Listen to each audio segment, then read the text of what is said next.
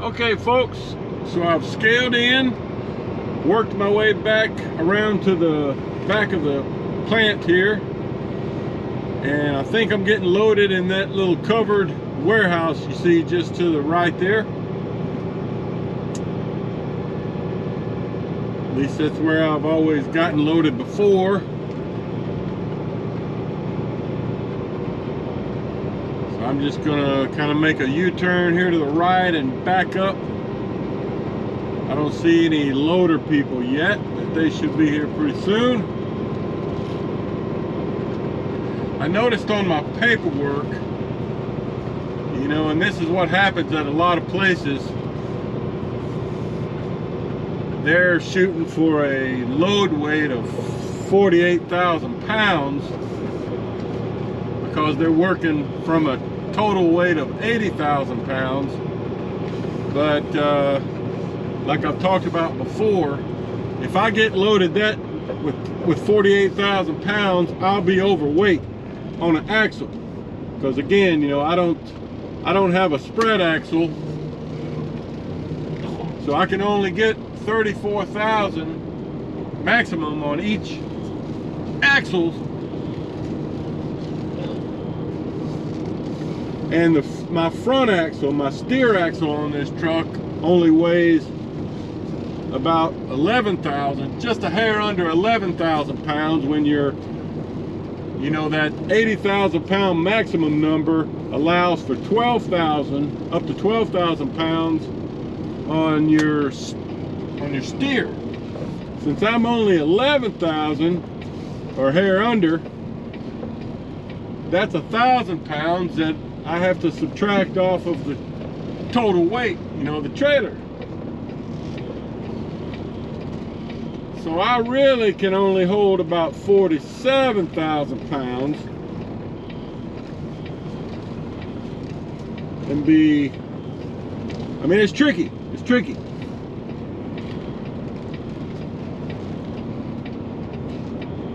All right, so I'm gonna stop here and wait for a loader before I get backed in all the way there. Okay guys, so I'm in the loading position here. They actually led me around to this chute loading area. They call it the dome. I'll show you why. I've never loaded here before. There's the dome. So but yeah, I just had to pull. You can see I did not get a truck wash, by the way. I just took my, as far as the trailer goes, it was pretty clean, but I went through it again with my broom mop, I call it. But I couldn't, I think I missed the turn for the truck wash. It's a place I've never been to, a few miles from here, and I didn't see it, so I think I missed my turn, so I just came on in here. I'll try to get a truck wash once I get back to North Little Rock, because I certainly do need one. Been in some dirty places this week.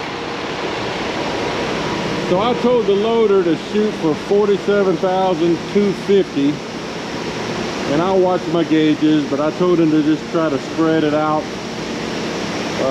through the trailer. I think he can move, I don't know if he can move that thing or not, but anyway, we'll see.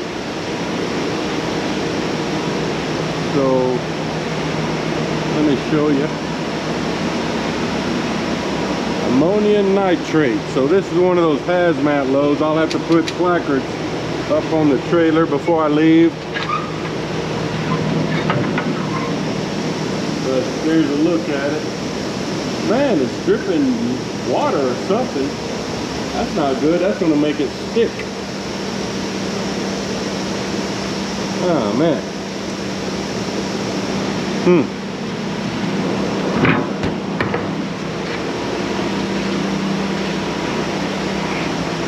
So anyway, my loader guy is up right up in that little booth there. He said he can tell how much weight he's loading in, pretty close. So yeah, I hate to see that water dripping out of his tube though, condensation or whatever, because that'll make the product kind of stick once I'm unloading.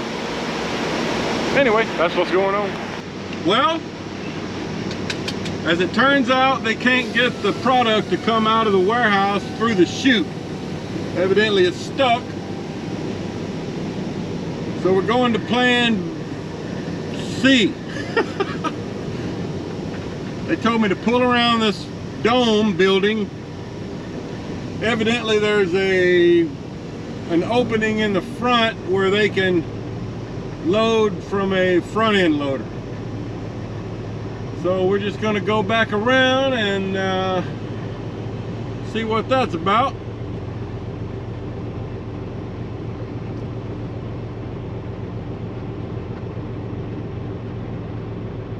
Giving you a shot of the surrounding area. Sorry about the windshield again.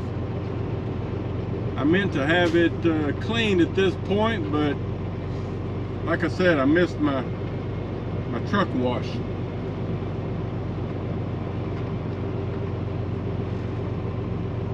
That's just how it is in South Arkansas in the summertime. Alright, so I think, you know, I could just pull up right out here facing this direction. I'm just going to wait right here, see exactly where they want me when they come back. They were going to check on something. I'll get back to you. Okay guys, so here we ended up parked. This is where I was a few minutes ago, so I had to drive around and just pull up here, and he's loading from inside the building right there.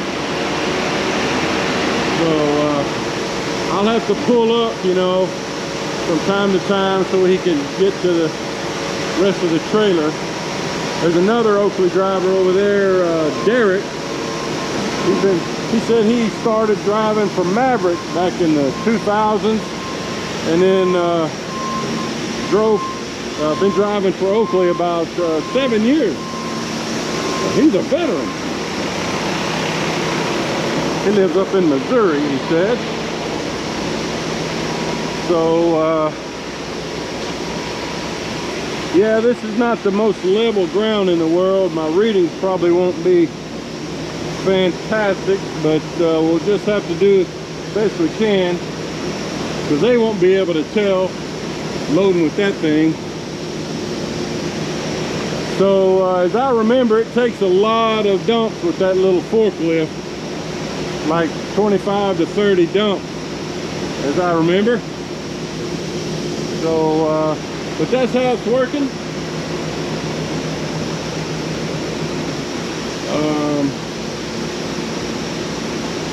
You get the picture.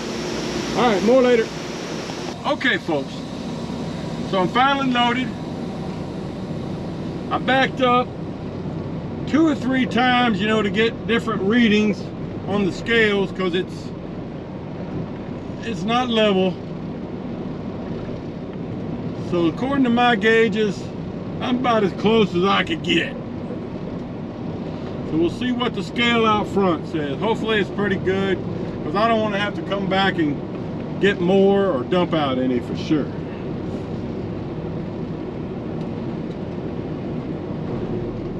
Derek back there, when I was talking to him,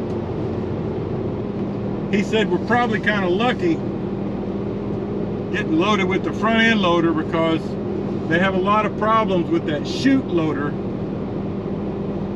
He said it's taken him like 3 hours before to get loaded in the chute, because it keeps clogging up. He said it was actually a blessing that they're not using it.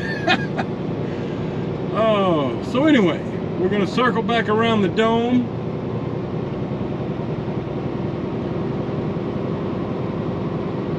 Just thought I would give you a look at it from a different perspective.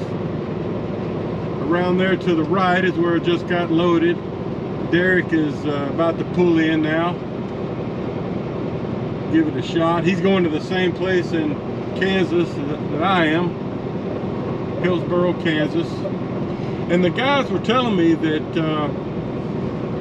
this is what they call scrap ammonia nitrate, that it's not in its purest form, you know, up to specs. That it's usually, you know, it comes from the tail end of the production cycle or the beginning, you know, so it's not right, not perfect. So evidently this place in Kansas is okay with it though. They use it to make fertilizer of some sort. It's kind of interesting.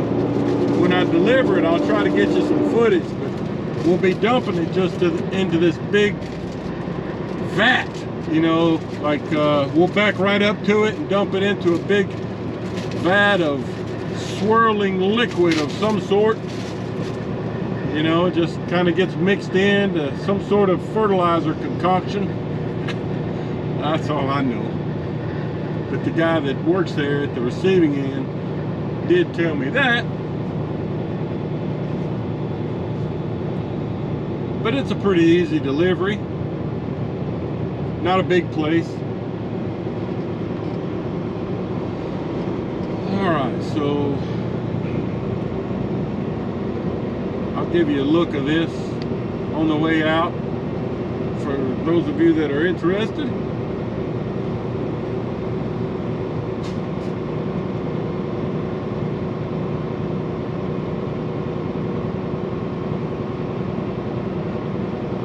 A lot of railroad tracks through here. So the way this works, being that this is a hazardous material, I may have a couple of old placards in my storage bin, but I'll try to get 5 or 6 of them from the scale house up here, because I have had like the first or second load of this stuff that I hauled, I actually had a couple of placards come out. I don't know how that happened, but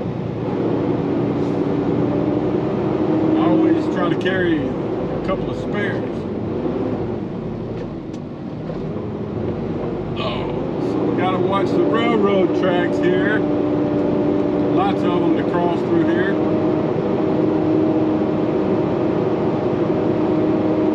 This trip was a lot smoother, even though it took about an hour to get loaded. That was smoother than the last time I was here, because like I said, they were doing some construction up there to the exit scale, so everybody was having to use the inward scale.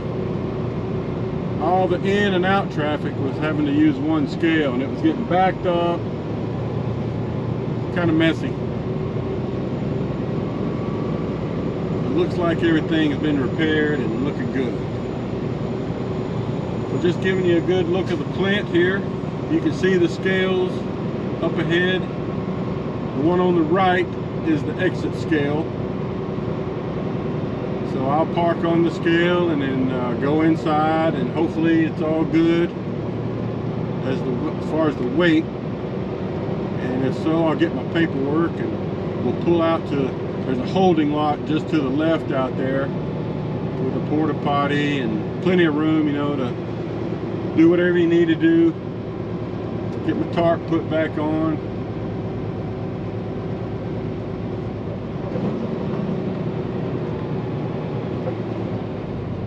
Get my placards put on.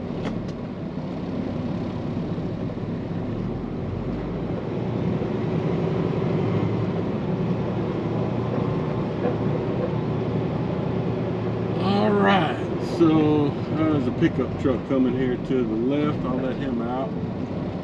I can't get on the scale now anyway.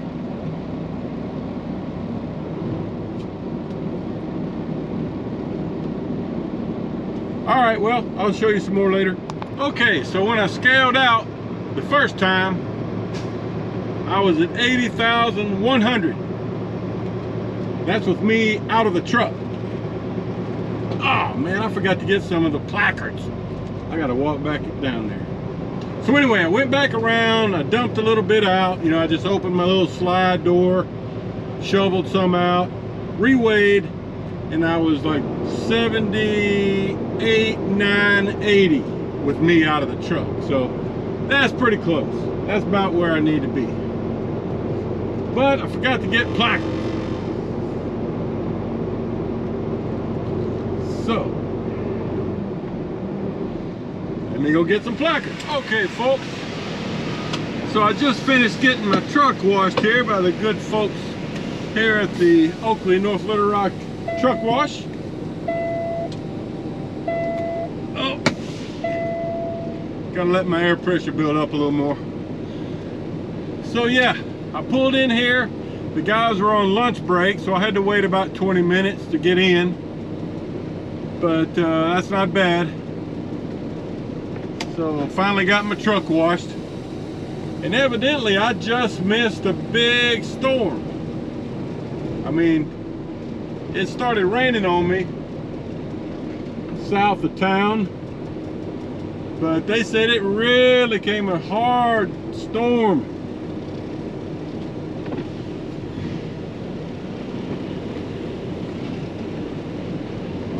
Like right before I got here.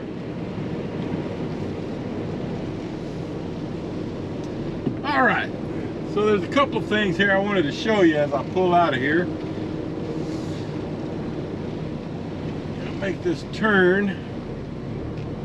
And as we make this turn, you'll see the driver's lounge right there. Real nice driver's lounge, fairly new, just a couple years old, I think. They got 4 or 5 showers in there.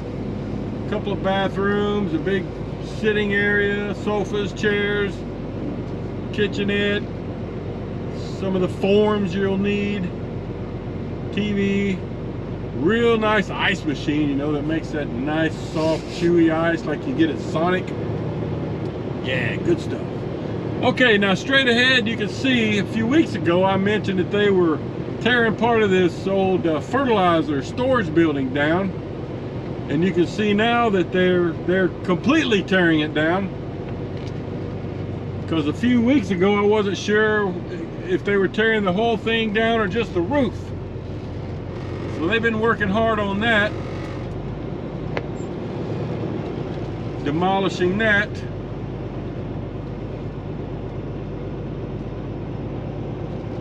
And then as we turn, I'm gonna park over here. See some of the trucks that I can see 1, 2, 3 other trucks like mine. 2 behind me and 1 down there straight ahead. And then that's the main office down there, that dark gray building. All right, there's my vehicle over there, so I'm gonna back up right here. I took my hazmat placards out of my trailer while they were, because they washed the exterior of my trailer, which I appreciated, needed it. I wasn't going to ask them to do that, but you know, if your trailer is dirty at all when you go in there for a truck wash, they're going to wash the trailer. So I took my hazmat placards off just to try to keep them from getting wet and soggy, and then I put them back in.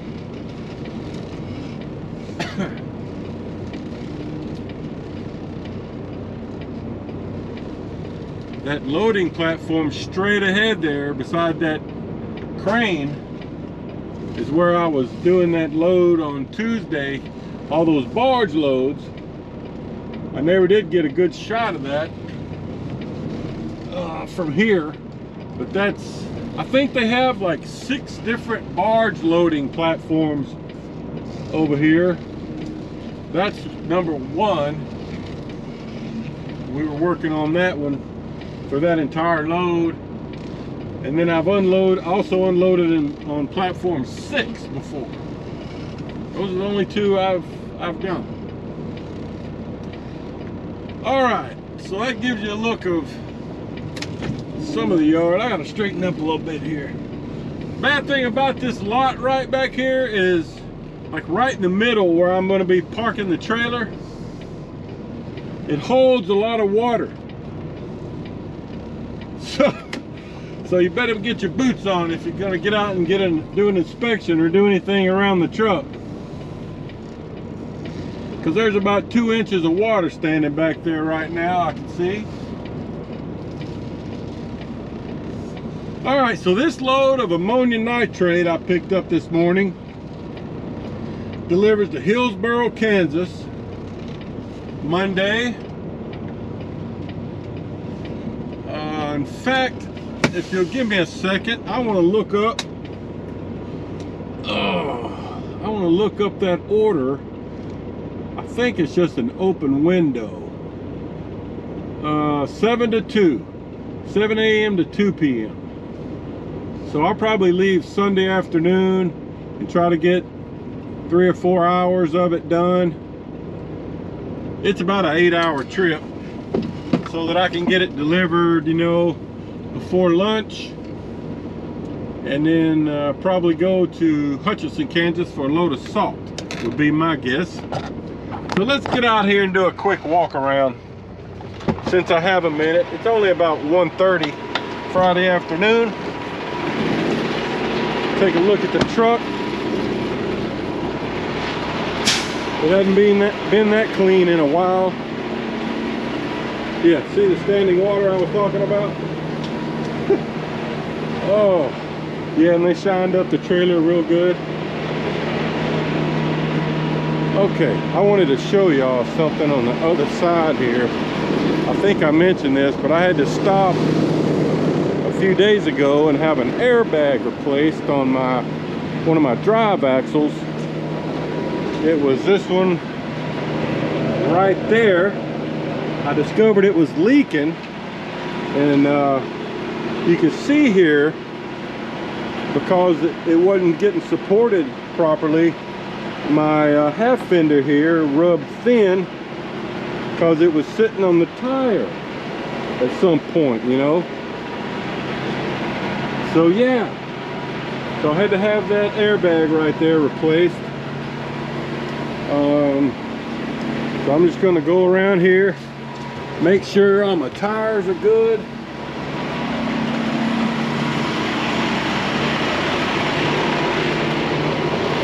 Before I sign off for the weekend. Okay, that's it. More later.